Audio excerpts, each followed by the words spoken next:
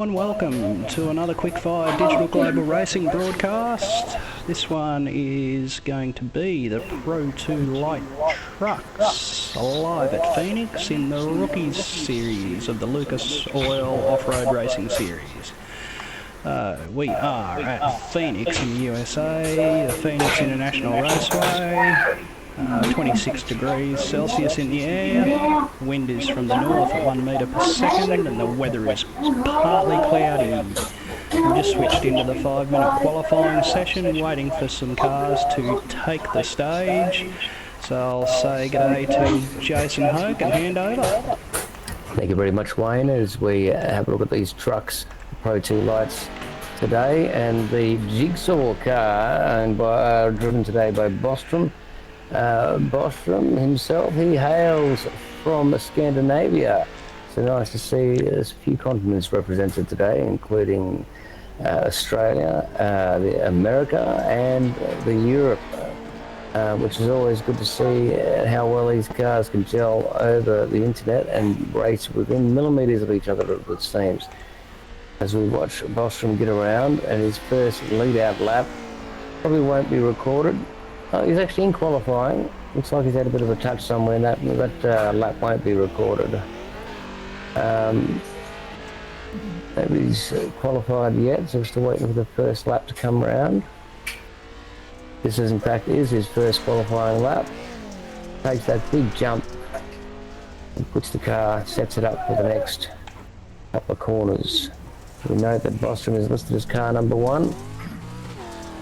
And depending on your driver rating, known on the iRacing service as your I rating, will give you your number at the start of the race, pretty much telling everybody how good you are or how successful you've been at your racing. The higher the number, the higher the rating, and the higher the number you'll be giving at the start of a race. As he comes in for his first lap of 44.96,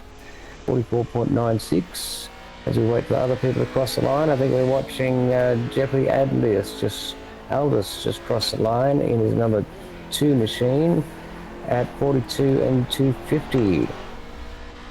And Ryan Mayer from, I think Ryan's from Australia.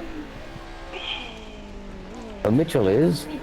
Ryan, in fact, is from the Midwest. So Mitchell, watching now, across the line 45 seconds.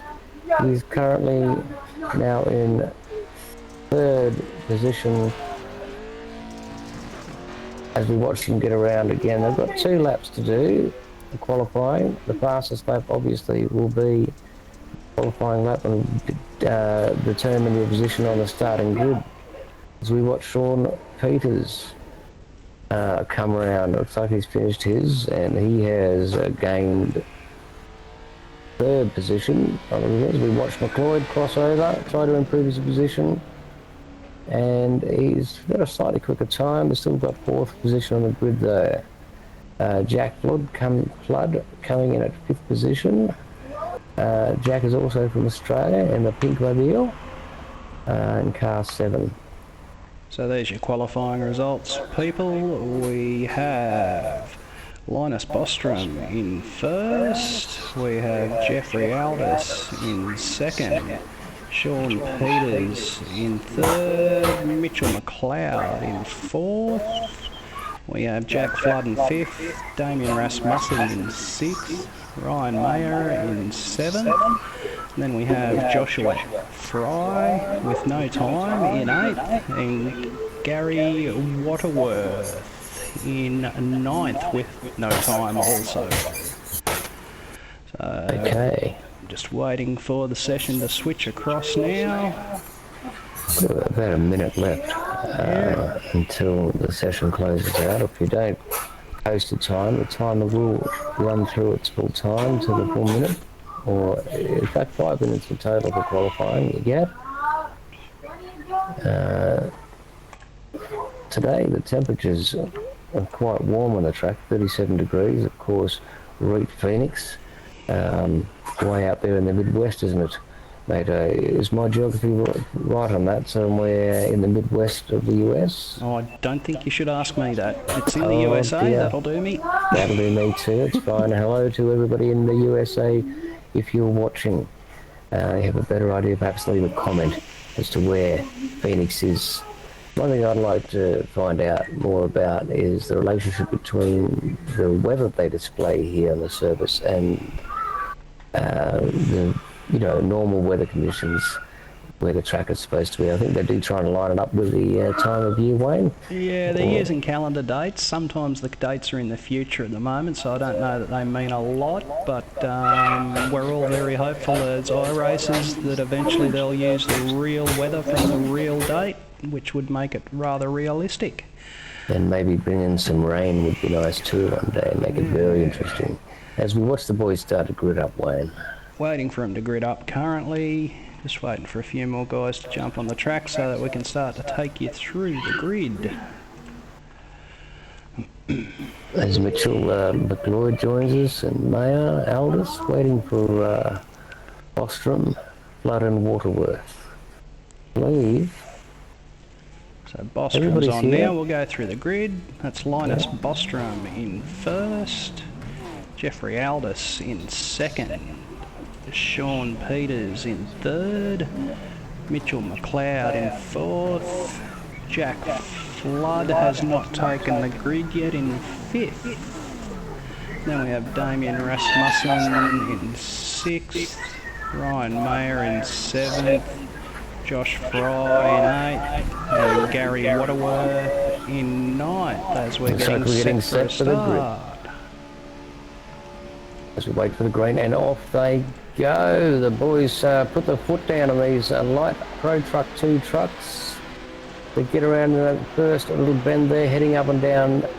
Oh, somebody looks like they're going to come in not too bad. Oh, he almost gets us sideways there. He scrams him into the wall, managed to avoid the wall. Oh, number 9 has been flipped sideways and all sorts of trouble, as you can see. All sorts of carnage back there. Carnage has erupted as we watch Bostrom scream down the Joker. He takes the Joker early to avoid any sort of carnage through this race. He can get himself some clean air. He'd be very happy with that. I've noticed that a few other cars have joined him down the Joker as the pink car, as we watch him now cross the line for the first lap, got one heck of a nice lead. And we might go back and take a look We might have a look at that start. start. It looked pretty cold. They looked pretty clean here. They got through the first corner okay. I think the number 4 car just hit that barricade. I don't think that had a lot to do with what happened next. I think it was 4 that started the yeah, number 7 issues certainly got off. a little bit sideways. We see one number there just about flipping it. Yes. That's the number 4 that's- there gets into the back of the 9 of Sean Peters, and then it's all over from there. There, as you can see, there's just chaos and carnage with 3 Major cars carnage. completely knocked off the track. One car just hard up against the wall. And if you're in reverse here, wrong, so we catch up with the leaders, Wayne. And in first place we still have Bostrom, chased down by the number 4 car of Rasmussen.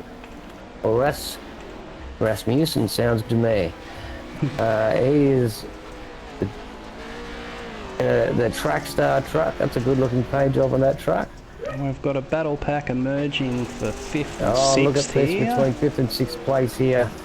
Really happening. He's giving a lot of pressure over that drum. Both of them handle it rather well. When it comes this corner, he's particularly tricky. He's got the inside line. He's got a fair bit of meat on that bitumen as he tries to sneak up the inside without taking too much. He's done it, but whether he can keep his... Not going to hold No, on to he's it. not going to hold on to it. It was a really good, solid attempt on overtaking on the inside. Joffre Fry maintains his 6th position. And it's a great battle. As you can see, the car behind him, Jack Flood, has got some damage on his car. We'll see how he progresses. It's still running. And as we watch Ryan Mayer in position 5 and car 5, chase down the number 7 car and Jack Flood. We see Fry's dropping back by 1.8 seconds, but the bonnetless Waterworth there in the M&M's livery is keeping him pretty honest. He certainly is. He's had the front of his car removed, but it's still running, and that's what counts. to get most of your car over the line at the end of the day. As we watch Jack Flood really take quite a nice line through that section. You might look like he might have made up a little bit of time on Frey as they head into the jump. Frey launches, followed by Jack, and Jack gets all four wheels cleanly off the ground as you'd expect from these monsters. And they handle jumps quite well. Obviously, they're built for jumps much bigger than what's presented here today. But when things go wrong in these things, they tend to go really wrong, as we witnessed in the start.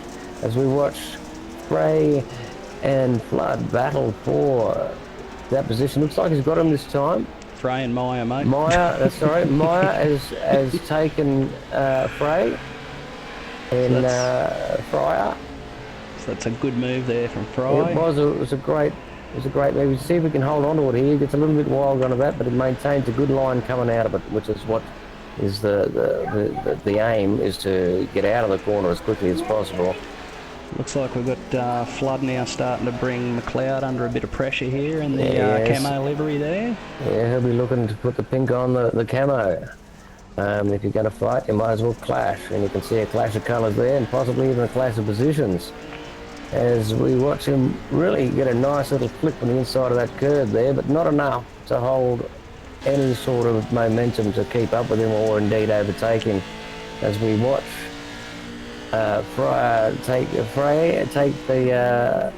McLeod lead him through the next corner. Looks like he might be in trouble. He manages to hold it there. He's in trouble here. You can tell he's under a lot of pressure. It comes down to how well he holds that pressure. Takes a bit of a wide line through there and hits the jump. Managed to get through that. Ooh. He's all out of sorts now. All out of shape, feeling isn't the he? pressure. And in fact, it looks like that Flood has really taken advantage of that and said, "I'll have that spot, thank you very much." Let's see And if he he does. can make it stick. It looks like he should be able to keep this position now. He does.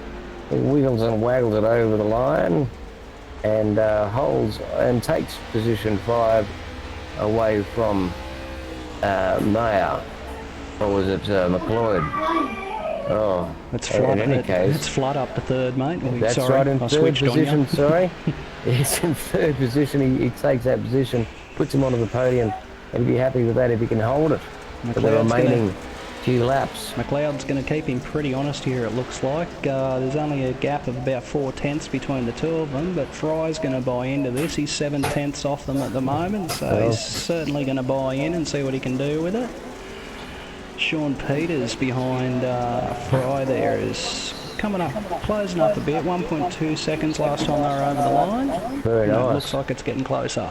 Yes, this will be interesting now as we watch the two cars here battle for the position. Oh, he takes a lot of meat off that. He gets the car quite upset, but he managed to tuck it in nicely and hold on to it. Be interested to see if he does get a time penalty. He's certainly not taking one. He may not have. He might have escaped that one, as car 7 really puts some pressure on here. You can see car 7's got a much nicer line through there. It comes down to how well you hold on to this. Oh, and car 7 does not hold on to it. Out of control. Looks like he managed to avoid the track, which is always the other drivers on the track, which is always good. Yes. He's really taking a just big gonna shortcut now. He will cop a big penalty, and I really hope that he doesn't interfere with the other drivers. They really do try. He's really determined, isn't he? He'll be getting quite a large time penalty though, and ladies and gentlemen, you'll see he'll probably slip back a few places in this race. They apply him after they apply him at the end of the race, don't they? Yeah, yes they do. He might cop 22 seconds or more by the look of that. As we watch car 9 try to get the better of his counterpart, he does in fact, and he pushes past. So that's Peters through on Fry there. So Fry's actually been a big loser out of that. Fry's been a big loser out of that shortcut from Flood. I actually wonder if he's got some engine damage or what it seems to be. Not quite holding on to the corners that you could expect Flood to at this stage, but in any case, certainly in the middle of it right now as they cross the line for the last time. That's it. Oh, he That's certainly hit the the post at a great rate of knots, Flood. I'm not even sure if he's been able to complete the race. I think you have to cross the line, not run into it. Yes, I would believe so. So that's a quick fire Phoenix Rookies Pro 2 light race, Yes, and folks. Boston takes it out comfortably. And what has he got, about 9 seconds lead from what I can read there, mate. So we've got Linus Bostrom in first, from Damien Rasmussen second, Mitchell McLeod in third, Sean Peters in fourth, Gary Waterworth in fifth, Ryan Mayer in sixth, Josh Fry in seventh, Jack Flood, the biggest loser out of that, I'd suggest, in eighth, and rounding out most unfortunate for Jack. Rounding out the field is Jeffrey Aldis in ninth place. So there you have it, folks. That's a quick fire bang up race in the Pro 2 Light Trucks Rookie Series live at Phoenix. So thanks for joining us. Yeah. And I enjoyed that, Wayne. Thank you very much. That was a bit of an action, that one. So as we've said previously, you can find Digital Global Racing live on Twitch, Facebook and Mixer, and uploaded a little bit later on YouTube. Check out our website at digitalglobalracing.com. Check out what we're all about. Send us a donation. Buy a t-shirt. Donate. Thank you very much for joining us. Thanks, guys. We'll be back a bit later on this evening, Australian time, with an iRacing Rallycross race. Yes, we're going to do a Rallycross. Live from Phoenix or Atlanta, depending on where the people are. We're going to have the rookies do their thing.